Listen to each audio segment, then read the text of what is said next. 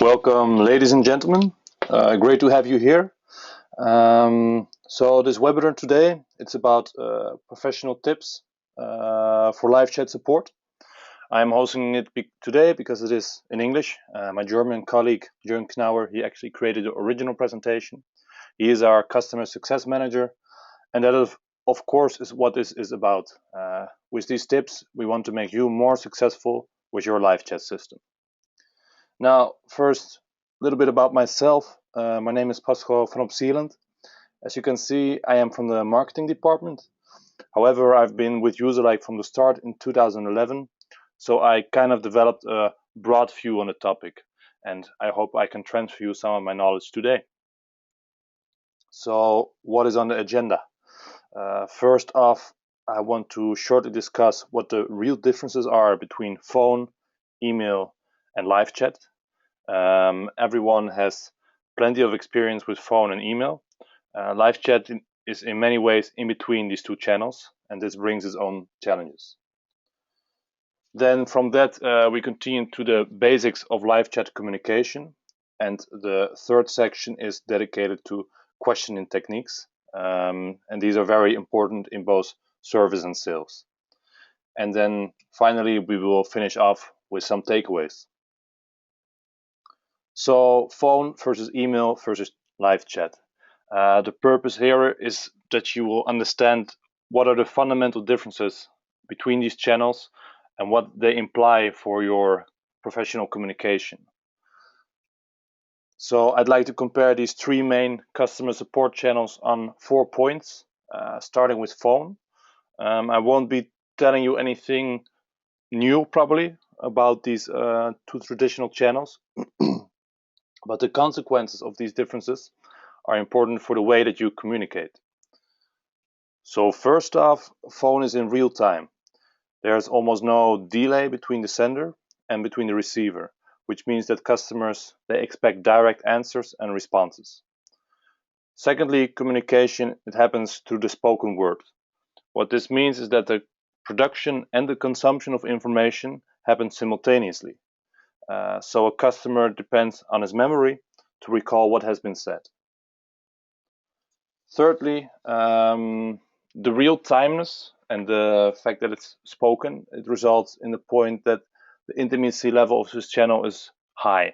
It is only surpassed by face-to-face contact. Then finally, communication of this channel mostly happens off-site, with which I mean that mostly a phone call is not a direct support to finish a conversion process on a website.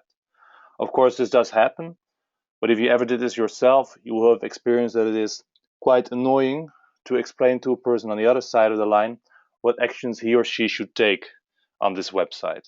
The same that it is annoying to receive these indications. It is quite a clumsy way of support. Then email. This is another channel that we are all too familiar with. So unlike phone, email does not occur in real time. Of course, customers, they do appreciate a fast response, but they don't expect immediacy. The downside of this is that customers have no idea how long a response will take. And this is why those who need answers within a certain time, they might prevent this channel. Secondly, the communication happens through writing. The downside here is that it takes longer. The upside is that more and more complex information can be communicated in a easy way, because the customer, he can read back and he doesn't have to rely on his memory capacities. And these 2 points make that the intimacy level of email is low. It is hard to build up a personal connection over email. Finally, the fact that email does not happen in real time, it makes that communication will always happen off-site. Of course, you cannot expect the customer who sent an email to you to keep on serving on your website until his or her email was replied to. Then the obvious hero in the story, live chat. Chat is in a way a sort of mix between the two previous channels, because it happens in or close to real time. Just then it happens in the written word. So this means that customers, they also do expect fast answers as with phone, but the pressure inside the conversation is less than with phone.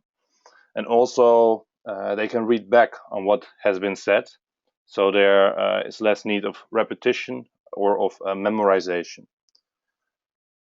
Because of this, the intimacy level, it lies in between. So obviously chat is not as personal as hearing someone's voice, but there is still some sort of thrill of personal contact in there that allows you to create a personal connection. An extreme example of this is, of course, the online dating chat community, where people, they base on some chat interactions, often whether they are willing to meet a person in real life. I remember when I was a kid of 9, 10 years old, that these chat rooms, they were quite a big deal. They were trending. And in these rooms, you could start a private chat with a complete stranger. And of course, you could pretend that you were actually someone else. And maybe the person on the other side was doing the same. You were both pretending to be adults, but actually you were both kids talking to one another. But that's not the point. There was the thrill of personal contact, yet at the same time, it was also safe, as long as you didn't give your personal details. Now, the only point I'm trying to make here is that this level of intimacy of a chat, it does allow you to create a personal connection with your web visitors, unlike email and close to phone. Yet at the same time, this level of safeness of a chat, it makes that customers more easily start a chat than they would start a phone call. Many people, in fact, they have a fear of making a call to a company because they will be connected to a complete stranger. Just like most people, they have difficulties talking to strangers on the street. They have difficulty making a call to a total stranger. And then chat, it provides a safe and yet somewhat intimate medium. Now, what does this mean for professional communication in live chat? Here are the key consequences. So first off, it's write as you speak channel. Some people who are only familiar with email, they tend to write long email-like messages over the chat. And yeah, this way you miss out on many of the benefits that chat has to offer. Secondly, the fact that it's written, it makes for easy processing.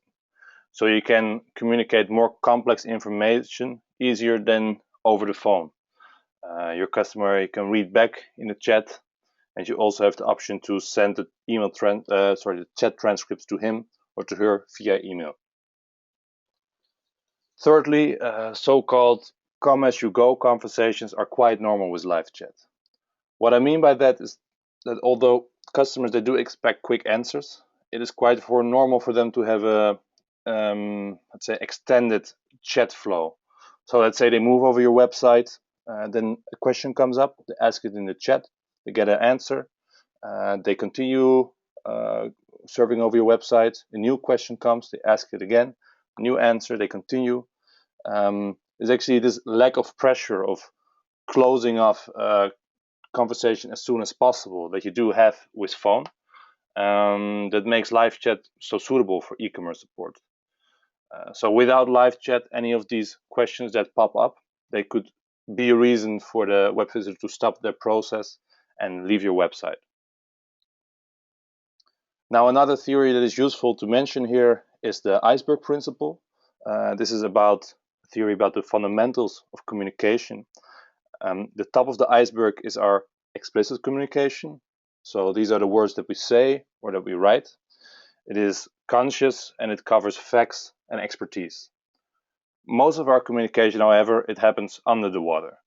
It is the unconscious signals that we send. It is emotional, and successful communication depends on social skill or EQ. Now, this is relevant for live chat communication because obviously it is much more abstract than phone or face-to-face contact. And therefore, it focuses much more on the top of the iceberg than what's under the water.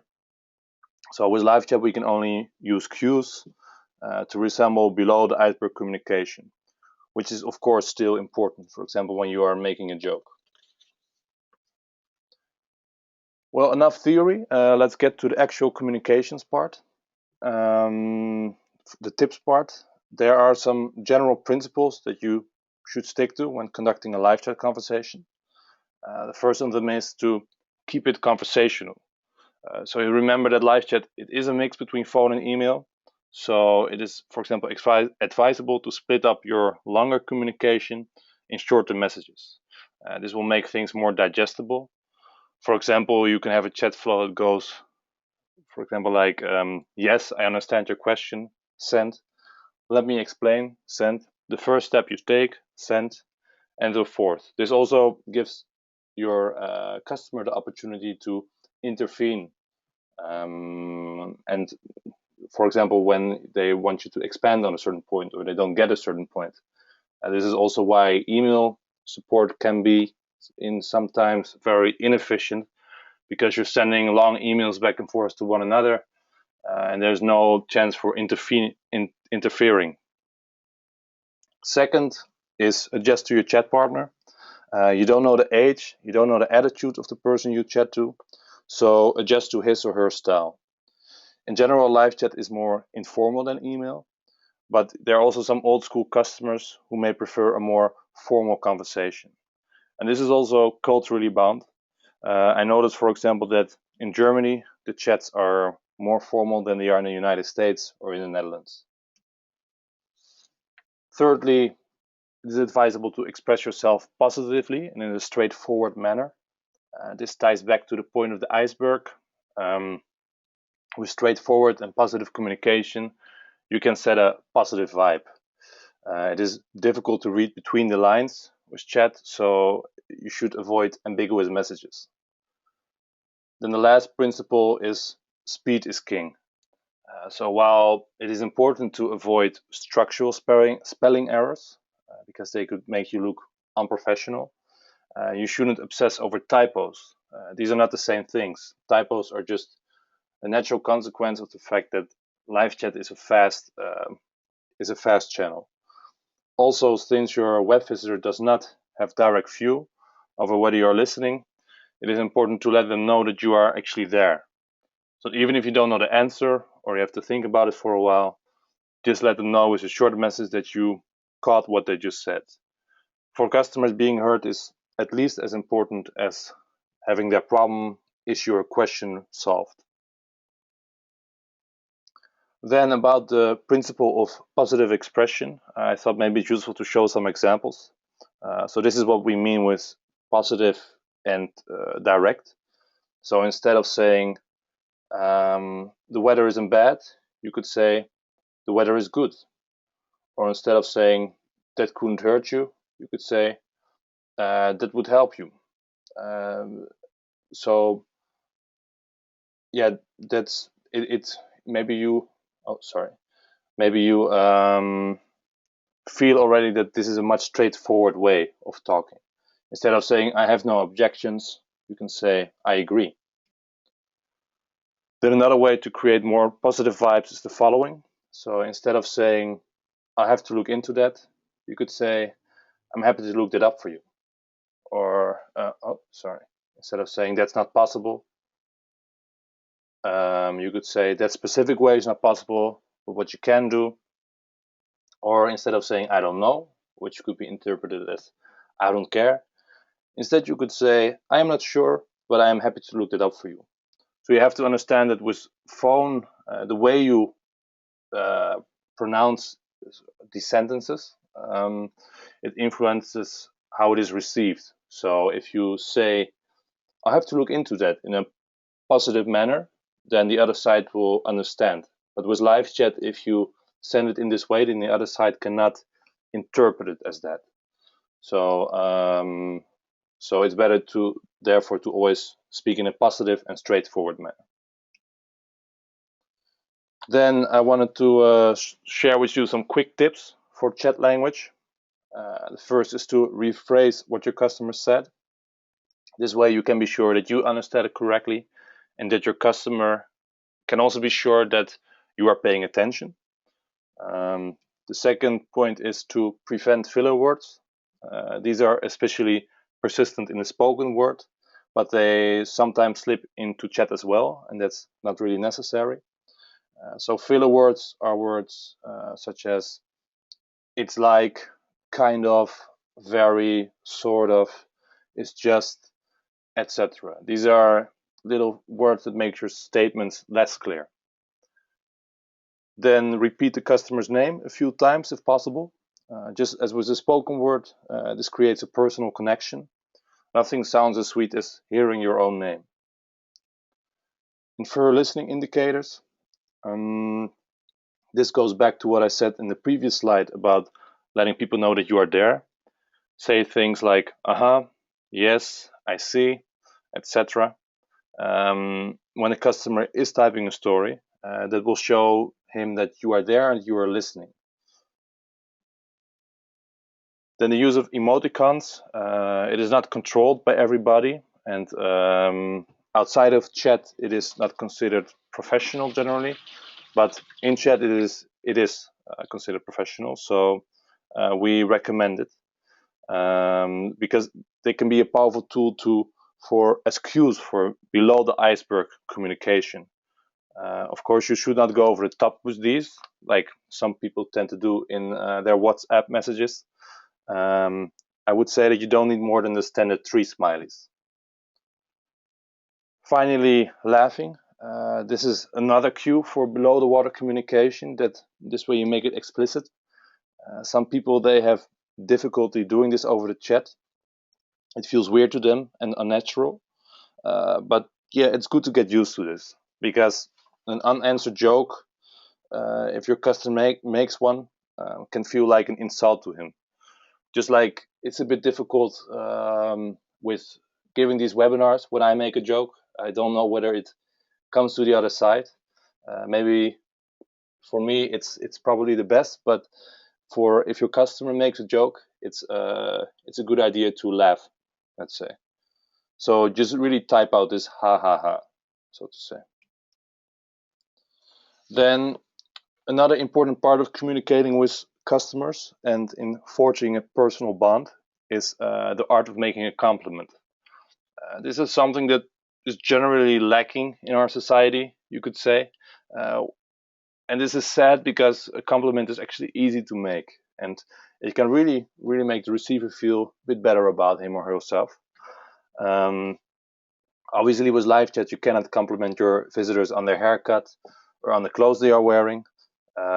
Probably you don't want to know what clothes they are wearing, but there are some more simple compliments that you can throw in. And I just wanted to give you some examples here. For example, that's a good question, or you are well informed, or you have a good point, or good, great, perfect, excellent. You are right, I agree. That is kind of you. So these are just small sentences, and maybe people don't show it on the outside, but whenever you make a small compliment to someone, from the inside, they feel like this. Everybody likes to hear a compliment, so don't be greedy with them. Then another important part of professional communication is questioning techniques. These can be important for selling as well as for support. So there are a couple of questions you can ask, a couple of types of questions, and we recommend you to combine and mix these up. So firstly, you have the open questions, and these are like explorative. The purpose is to get an image of your customer situation, and the purpose is to get the customer talking. For example, what are your goals with this product? Why are you looking for an alternative? Then opposed to open questions, we have the closed questions, and these serve to get a confirmation that you are on the same line, on the same track. For example, can we contact you on this email address? Did I understand correctly that? A form of rephrasing to make sure that you are on one line. A powerful sales technique that I'd like to share with you here is to create a yes flow. This is asking a series of questions with an obvious yes answer that then finally leads to your desired yes. So for example, if I would be a sales guy and I asked a random web shop owner, cold and out of the blue, whether he would like to buy our live chat software. Then there is a high probability that he will jump in defensive mode and he will say no. However, when I take on this yes flow approach, I could ask a couple of questions with obvious yes answers, such as, do you wish to make more conversions with your online shop? Yes, of course. Are you interested in raising your value per customer? Yes, of course. Yeah, I want that. Do you want your customers to come back for repeat purchases? Yes, I do want them to come back. And then I could say something like, this research here shows that live chat offers webshop owners all of this. Would you like to try whether it would work for your website? And then maybe, just maybe, this webshop owner will say yes, because he's let's say in the flow of giving yes answers, and we have kind of removed the logical barriers inside his head. So yeah, the next one is alternative questions. This is a powerful technique for guiding your customers. So maybe you offer more options, but you choose just to offer to your customers those few that you would like them to choose from. Or, for example, do you want to be contacted via phone or via email? Would you like to pay per credit or bank transfer? The advantage here is also that it makes things a lot easier for your customers. So instead of asking, how would you like to be contacted or how would you like to pay, then your customer has to do some brain work, like what are the options that I have. So this way you make it easier for them. Then finally, suggestive questions. They are there to draw out a yes or a no, whichever you are after. They are a bit harder to master, but they can be a powerful tool as well. So our takeaway. Well, first off, I hope this webinar was useful and that it will help you with your upcoming chats. I will send a link to the recording if you would like to share the webinar with your colleagues. The general takeaway that I'd like to leave with you today is our customer happiness formula. And that is, treat the customer like you would like to be treated yourself, plus resolve around the customer, so make the customer the center of your operations, plus meet the customer, so go towards him in whatever he needs, and that then will result into happy customers. Now, this is the happiest picture I could find on the web, so I think it covers the content. So that is all. I hope you enjoyed this webinar. I hope it was useful to you, and I'll be happy to answer any questions that you may have. If you have them, you can always send an email to support@userlike.com or to me personally, to pascal@userlike.com. And yeah, I'll be happy to hear from you. Thanks for your attention.